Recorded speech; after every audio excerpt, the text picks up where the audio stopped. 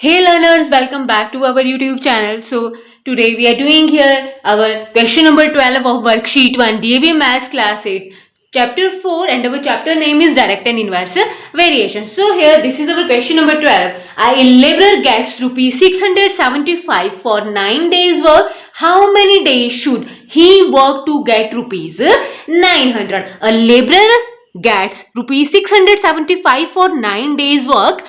How many days should he work to get rupees 900? In this question, it is given that a laborer gets rupees 675 for 9 days work.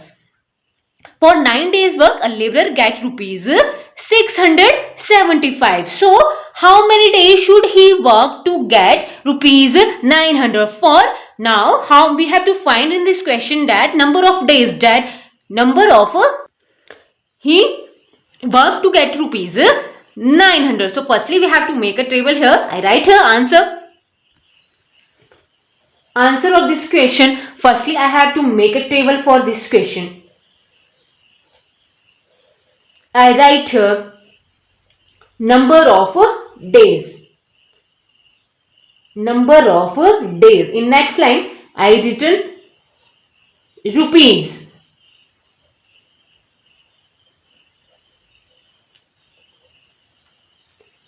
Number of days, he worked 9 days and get money, get rupees 675. He get rupees for 9 days work, rupees 675. Now, this is next digit is our also rupees 900. So, we write the rupees in the line of rupees here. So, I write rupees 900 here because we have to find here number of days. So number of days I write here x. Let number of days he get rupees 900. The number of days let be here x here. So from here 900 is greater than this 675. Here 900, this 900 is greater than this 675. So here the quantity is increasing. So here the quantity is increasing. For 9 days he gets rupees 675. So we have to find here number of days that he get rupees 900. So for 675, so for 9 days he get rupees this. So 900 is more than this 675. So he works more than 9 to get more than 9 days to get this rupees 900. So this quantity is also increasing and both here the quantity are increasing. So we know that it is a case of a direct variation. It is a case of direct variation. It is a case of direct variation. X upon y is equal to k constant. So from here I write here 9 upon 675 which is equal to this x upon 900. Now by cross multiply we solve this question. Here we multiply this 900 by this 9. 9 multiplied by 900 is equal to this 675 multiplied by this x here.